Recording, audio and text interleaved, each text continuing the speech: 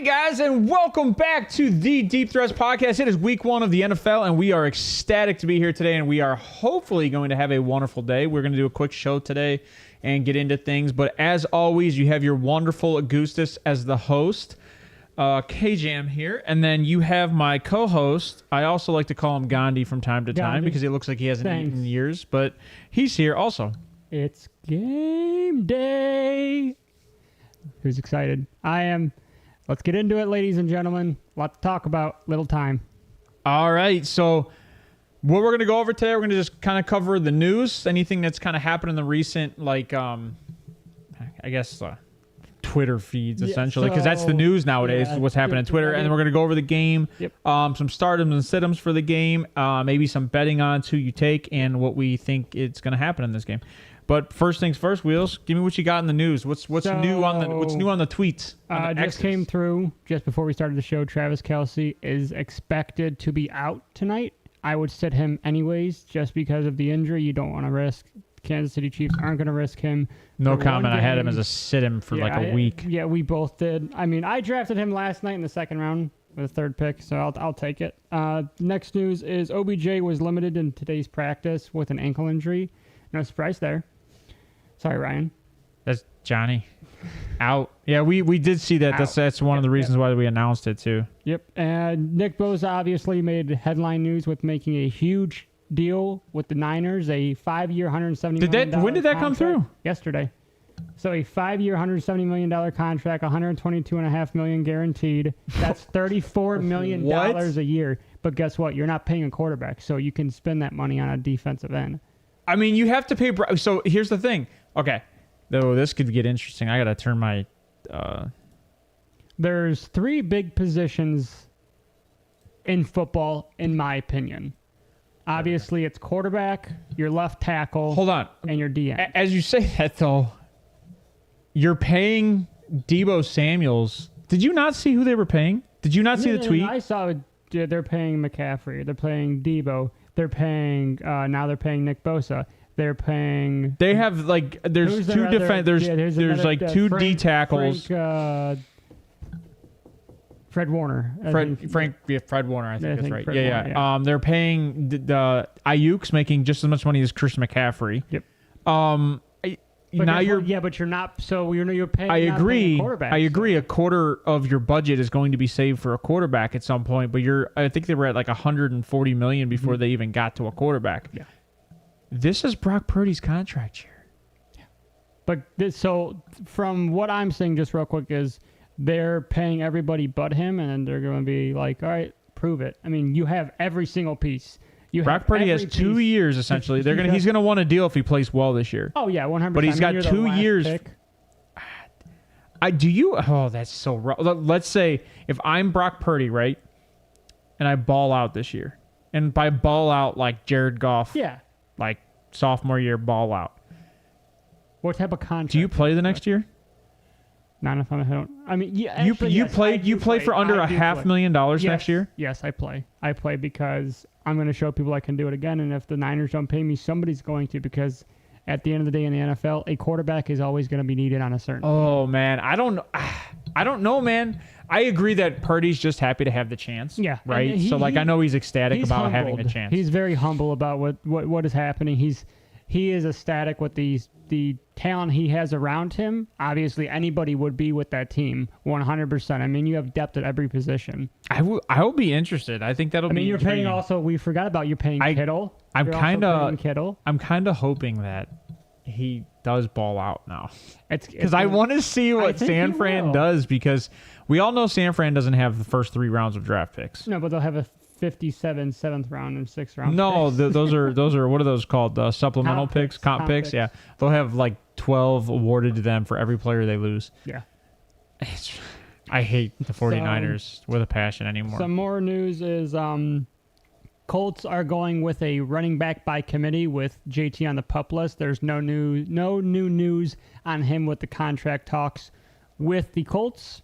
And speaking of contract talks, Mike Evans came out and said the Bucs have until Saturday for a contract extension, or he will be playing for a new team in 2024. So he definitely put his foot down, and What? That is, yes. When did that happen? I believe it happened earlier today. Man, I was going through Twitter. I gotta follow more people because I did not see that. That was via JPA Football, and they are very accurate from what I've seen, what I followed the last couple of months. Well, no, they just copy their tweets. Oh yeah, and stuff but like that. But I think that might have been in a press conference. Yeah, it was. He was because he was at the podium. But that's crazy. That is crazy. So I mean, that's as crazy as D-Hop saying he's going to ball out against teams who didn't offer him a contract. I didn't want to talk about that, but I'm going to. D-Hop, there's a reason those teams didn't offer you a contract, and it'll be shown this season. No offense. Whoa, I don't know about that. I don't think he's going to be. I think the reason those teams didn't offer him a contract because all those teams had receivers they were paying. He wanted to go to the Jets and the Packers. But that wasn't even one of the teams that he said. The Packers were, the Jets were not on there. The Packers were on there? I believe so. I don't know about that. I have to go back and look. I know that the 49ers were on there. Dallas was on there. And yeah, I mean... Detroit was on there. Yeah. Which, Detroit doesn't need a receiver. No, I mean, Detroit, you have Marvin Jones, you got Amon-Ra, St. Brown, Jamison Williams, and you have Josh Reynolds. So, I mean, you have depth at Detroit does not need a receiver. Yeah. And then same with 49ers. You got Debo and you got Ayuk, and both those guys are pretty good wide receivers, and you're paying them both. Yeah. And so the last little bit of news, I find this funny. Troy Aikman said he almost came out of retirement in 2003 to play for the Dolphins. So I'm just putting that out there. That's honestly pretty cool to see. I'd never heard about that before. So he came out and said that himself. And I think Troy Aikman's just trying to get himself some that's about news. all the news that I'm going to cover for Thursday before the game. I agree. I mean, there's enough to get into on week one of the game. I mean, it is the game, right? That's it right here. Detroit at Kansas City. Yep. We are excited to kind of talk about this game, even though you know what I like about this game is that it's a lot of mid-tier players playing with good to great quarterbacks. Yeah. So you get to see people like Justin Ross, Rashee Rice, John Ross. Yeah, you got Noah Gray. Obviously, you got Pacheco, CEH. These guys are 2-3 years in the league. Yeah. None of them have really proven themselves. You got Valdez-Scantling's probably the only guy that's kind of... I mean, you got Tony, another guy who really hasn't proven... I don't know. Kadarius Tony, I don't think he's proven himself. No. That's another guy. And I mean, he got no playing time on the Giants, and he played 2-3 games. Mm-hmm. Maybe he might have played 6 to 8 games with Kansas City last year, but he was battling injury almost the whole year. You got some rookies in Rashee Rice and John Ross. Well, John Ross isn't a rookie. Justin Ross isn't a rookie. Justin Ross, they were. Well, there's John both. Ross, there's both. There's both on that team. There's John Ross and Justin Ross on that team. But they're both sophomores. Oh, okay. I didn't Last year they came in the league. Didn't get any playing time. Justin Ross got injured. That's who I'm excited to see because the dude's 6'4", and he runs great routes, and he's got solid hands. I'm getting... Just because I'm a Browns fan, I'm getting vibes of an Amari Cooper style wide receiver. Good route runner, has solid hands. Catches about everything. But Amari Cooper obviously is what you want to be as a route runner. The dude's a route runner. Like you said, not just because I'm a Browns fan. I think Amari is the best route runner in the league. I mean, pretty close. I don't know if there's anybody that's second much best. better. I don't know if there's anybody much better than him route running, but he's getting older, so it's kind of hard to say at this point. Yeah. So, do you want to get into stardom situms? Yeah, let's go to stardom situms. Okay, how about this? So, apparently I didn't put a button. Oh, I've got them up there for you. Okay. So when you were talking about them, so give me your Detroit stardoms, and then I'll battle. So my Detroit stardoms is Goff, St. Brown, Gibbs, and Laporta. So Laporta is Sam Laporta, the tight end for the Detroit Lions. If people don't know that, that's the rookie that they just drafted, and we love Laporta coming out of the draft. I believe they drafted him 34th overall this year, so second pick in the second round. Yeah, they drafted him. They drafted him decently high with trading T.J. Hawkinson. So he's going to be used. I think he's going to be a big red zone threat. Just because of the way that Dan Campbell seems to run that offense with the way he does play calling. He likes a physical, more of a physical presence once it comes to the red zone. That's why you have St. Brown out there, another guy who's pretty big. he made a big impact in the red zone last year. Yeah, I don't disagree with you. I think Laporta's probably going to be on the field like 80% of the time. I mean, but let's not forget about Brock Wright Yeah. in that same situation. Brock Wright was a guy that actually showed up last year when they traded T.J. Hawkinson, and he actually was producing and putting numbers out there. Now, I'm not saying that Brock Wright's going to get all the touches because they put a lot of value into Sam Laporta when they drafted him. But I think we need to keep in mind that rookies are rookies. Yeah. So, yeah, let's not get too hyped on the rookies. Yeah, we had this conversation off. And if you have another tight end, and this is why I have Laporta as a sit-em, if you have another tight end, play him. Because you don't know what Laporta's going to do.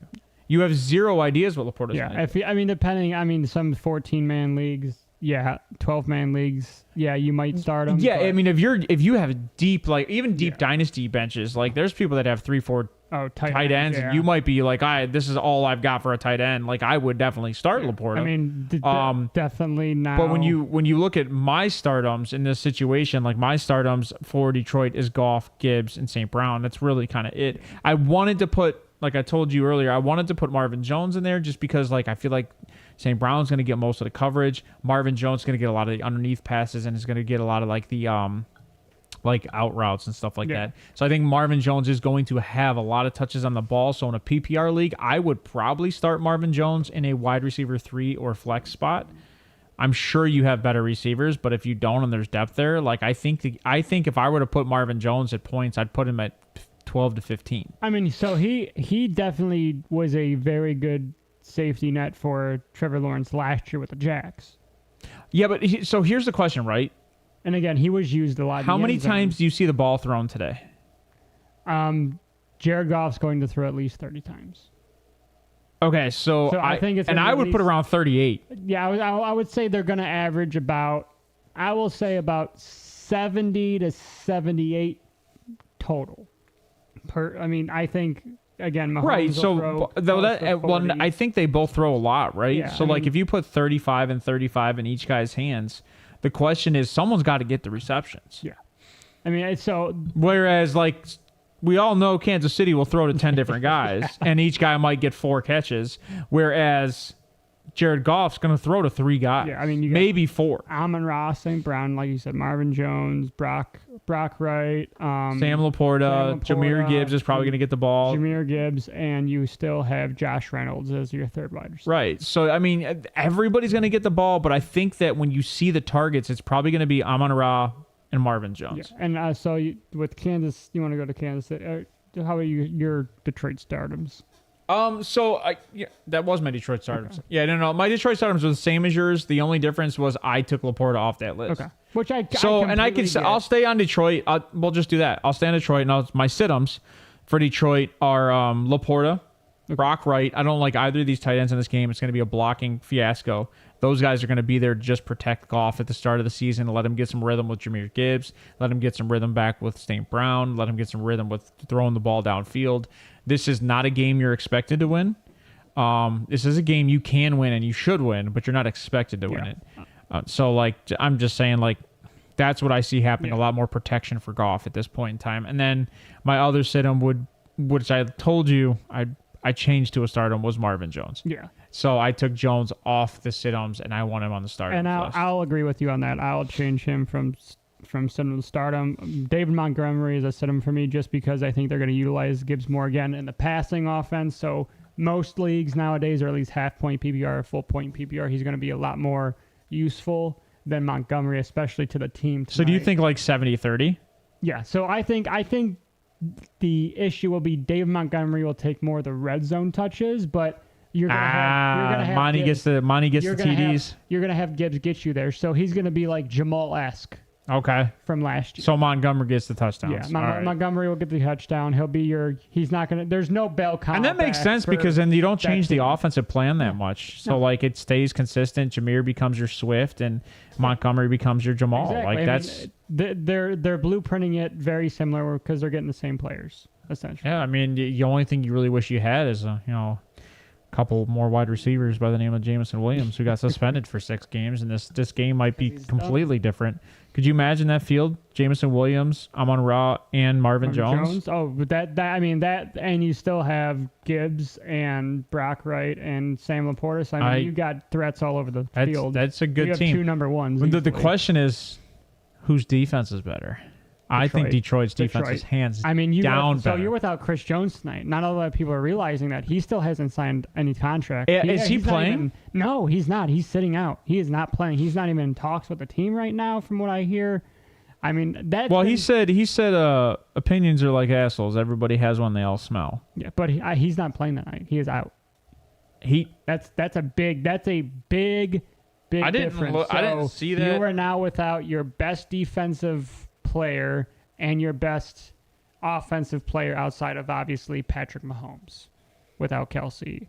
So I mean, sit-ems for me for did you go over your sit-ems for the Kansas City? Menahue is out too. The DN for Kansas City, he's out also. Not D-tackle at the end, yeah. Yeah, you're right. Chris Jones is out indefinitely on a holdout. Menahue is eligible week 7. He's suspended for 6 weeks. That's right. That was the gambling. The NFL is not playing around with this. They don't want it affecting the. Kadarius Toney is a probable, and I told you about that. Well. Let me go to Detroit. Who's out? Mosley. St. Brown is a probable. We already knew that. That's kind of Akwara, their linebacker, out. Akwara. Gardner Johnson out indefinitely, knee injury. That's actually probably going to hurt them a little bit with the corners. C.J. Gardner Johnson, yeah. Yeah. But so if you honestly look at these teams and you compare defenses, I would give the edge to Detroit just because of their defensive front. Exactly, and that's so. I talked about this with one of the guys, Steve, that was on the show. There's a lot of teams this year that have either really good defensive fronts or really good secondaries. I don't see a lot of teams that have good on both ends. So I feel like most of the NFC North has really good defensive fronts versus the secondary. I mean, I think Detroit's up there. Green Bay's definitely getting older with that stuff. I mean, Detroit's young. Yeah. Detroit's young, and Dan Campbell was coaching very well last year. The only issue is they came alive at the end of the season. If they can take that projection from the end of the season to next year, he'd be great. Who's your stardoms for Kansas City? So obviously Mahomes, Moore, Toney, and I like McKinnon. And obviously now with the news about Kelsey, Noah Gray will be in there. I mean, there's no reason I don't think Noah Gray, like you said, he has. I like how you take my takes from me. I had to stop talking to him before. I literally told him in my stardom's Gray's in there, and he takes my take from me. What kind of horse shit is this? I was like, you told me not to tell you about the Mike Evans news. And you didn't tell me, and I literally was alerted. Yeah. And now I tell you about Noah Gray as a stardom for me because of the consistency of he's the only guy on that team outside of Valdez-Scantling. If Kelsey was out. Well, the thing is they really don't have another tight end. They stick to a one tight end set, and Noah Gray was starting to become that slot. I think he had 299 yards in the few games he was in last year. So like he has the potential on the field when he's out there. So I don't see why you wouldn't start Noah Gray tight ends are tight ends, right? Like if you have Kelsey, there's no easy substitute for Kelsey. It's a guy that's 25 to 30 points a week. There's just no easy substitute for Kelsey. I would recommend going and getting Noah Gray if he's available. Probably not at this point because Kelsey is, I'm going to say this now so everybody understands what Kelsey's situation is. Kelsey is in Gronkowski's last 5 years of his career where you're fighting with injury throughout your career, whether it be knees or elbows or shoulders, because you take a lot of hits, you run a lot, you're aggressive downfield, you break tackles, and you're 35. So you're dealing with all these things, but what's going to end up happening is that they're going to lean off Kelsey more towards the beginning of the season if they're winning, and he's going to have to be healthy for the week 10 and on to postseason. So this is the same situation Gronkowski was in with the Patriots when he was dealing with injuries and he was talking about retiring every single year. He always had that arm cast on. He looked like he looked like a robot. He had a knee brace on at one point. He had brace. 2 elbow braces. Yeah. Like at that point, it should be illegal. The amount of pain that you ever dude tackle was a metal brace, dude? It should be illegal to have those braces on unless you're an offensive lineman. And even then, those guys land on people with all that weight in those braces. So. That's where he's at in his career. So, like, Noah Gray they got him to be a predecessor to him, sit behind Kelsey, learn. Noah Gray might be a good sleeper this year and might be a good player this whole year, depending on what's going on with Kelsey. Oh, yeah. I mean, it just depends. Yeah. So, who's your stardoms for Kansas my City? stardoms for KC, Mahomes. I got Pacheco starting. I know that there's a lot of people out there that don't trust in Pacheco and they don't know where he's at health-wise. But I just looked the injury report on covers.com, and I didn't see Pacheco on there at all. So I didn't hear anything about an injury for Pacheco. Now, the other one, Ryan talked to Ryan. Ryan said start Edwards-Helaire, and I was like, I don't know if I'd start Edwards-Helaire. I like Edwards-Helaire, and he was dealing with injury all last year. So it could be a 50-50 split between the two. So not to interrupt. You know what this room reminds me of with the running back room? The Patriots back in the day. No, I don't think anybody's that good. Well, no. The Patriots had a lot of guys that just went off throughout their career. I'm not saying talent-wise. I'm saying more the committee base. They're going to play hot hand, I feel like. Are you, like, historically thinking of a team, or are you just thinking of any team right now? Because I'll tell you right now. That's the most team that I've watched in recent that I, memory-wise, have. You're a lot older than me, so. I'm not that much older. Jesus.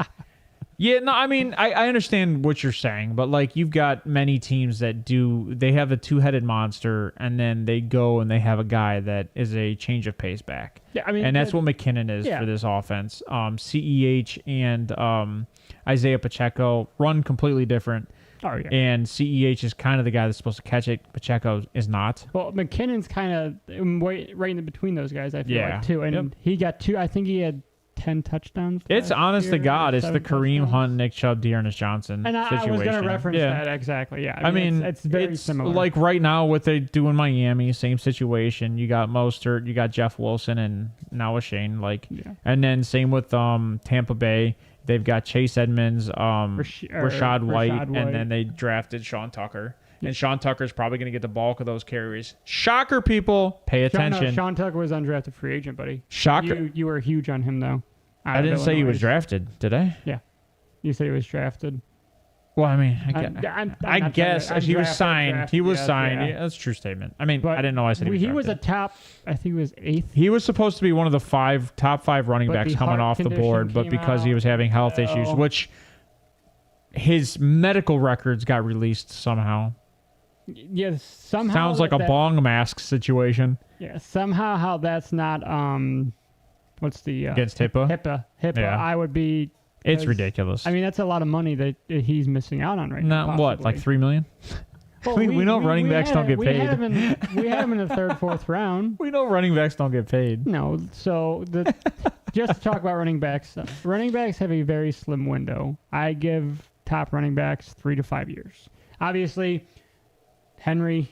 Well, don't say top running backs. The everyday running back. The everyday running back 3 to 5 years. Obviously, you have your Chubbs. Your top running backs are somewhere between 5 to 8, and if you're great and you can push longevity, you can get to 10. Yeah, I mean, Eckler obviously is up there. Chubb, Derrick Henry, but the average running back has a 3 to 5 year window to make their money. Yeah, there are very few running backs running from 22 to 32. Yeah, that's a long time to be running the ball as aggressively as they do. Yeah, especially with how Tennessee has run him. And keep that in mind when you're playing these guys. Keep in mind that you have a lifespan of running backs.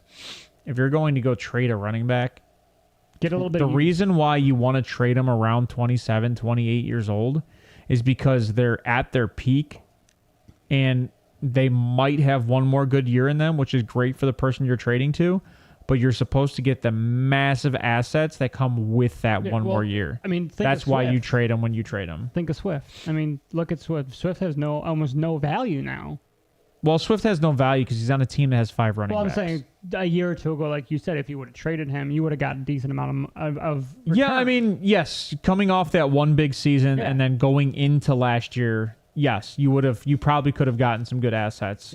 Yeah. But Swift was Swift was a different one because Swift there was a fear that Swift was never going to touch the field again with the amount of concussions and the injuries he had, that they never thought he could break out again. They thought it was going to be another Kerryon Johnson in that situation. And it wasn't. And I love Kerryon. Yeah, in Detroit. He was 2-3 years, man, something to shine, and then he just gone. But like we said, 3 to 5. I mean, that's the average running back. You're right. 3 to 5. It's right there. I mean, it's I agree. Writing on the wall. So my sit-ums for Kansas City. Now that obviously Kelsey.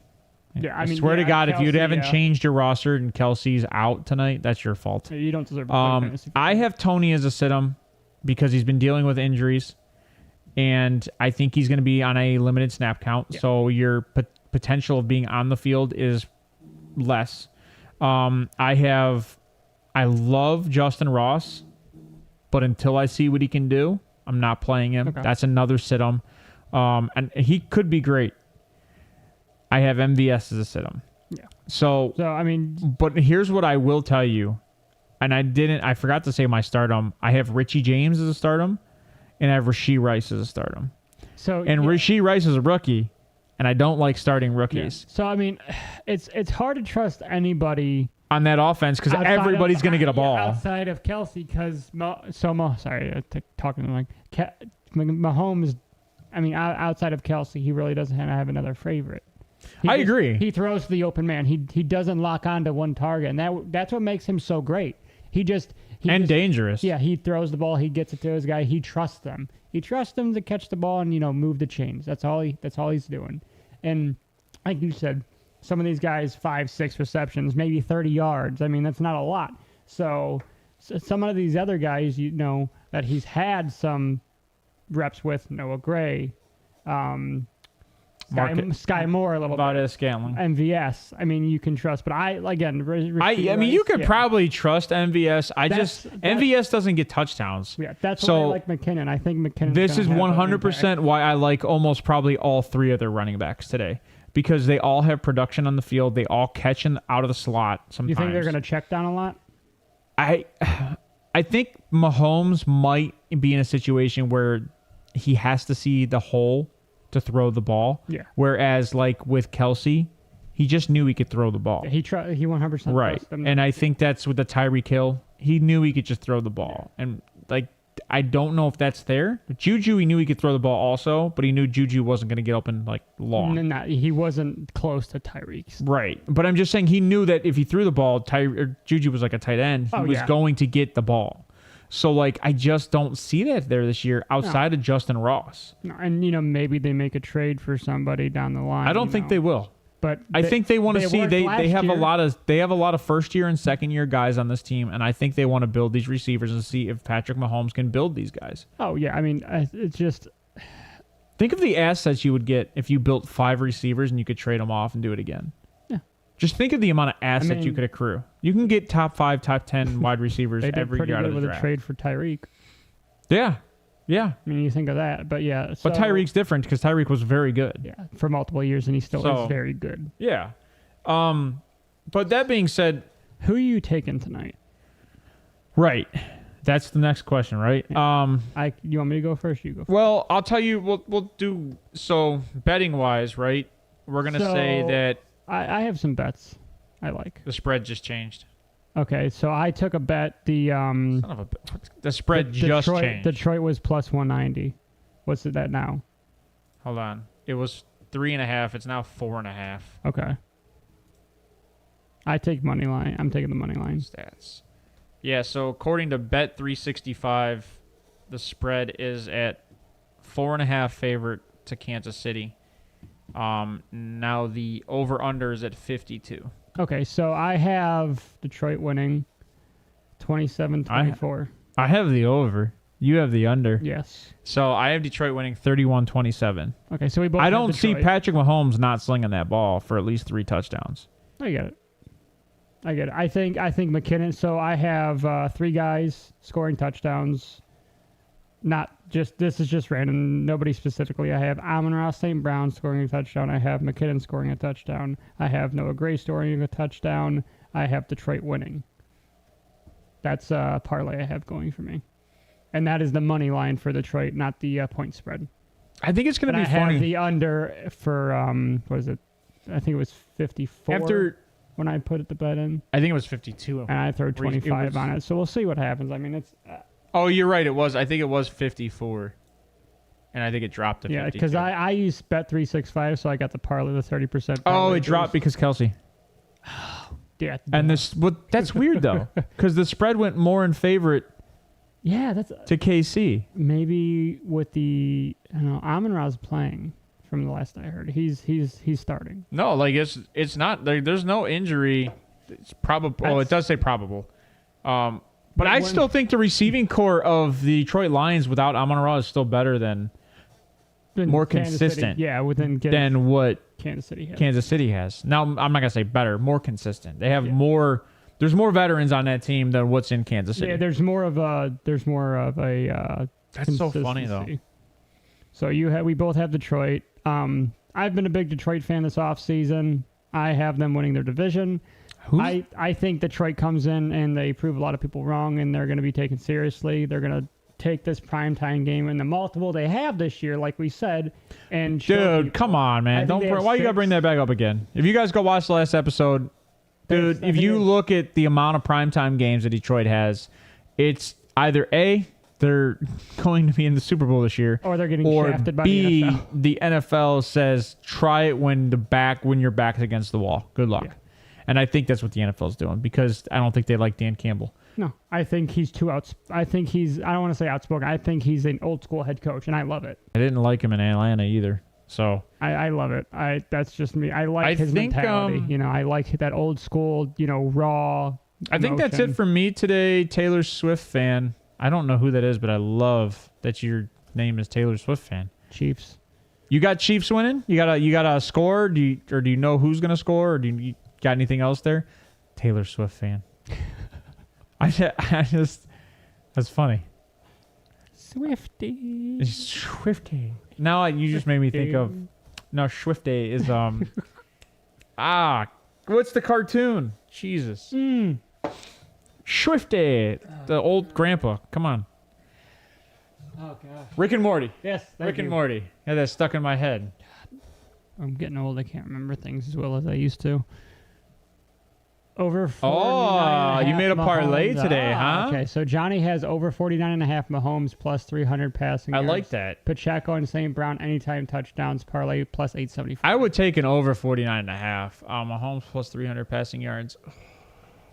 It's Mahomes. But you did say he was going to sling the ball. And I think both quarterbacks have to sling the ball, because I think the secondaries of both teams are struggling. Yeah, that's what we said. Both these defensive lines are good. I would agree with the over 3. I would almost put both of them over 300. And that's probably a parlay that I would make. Goff and...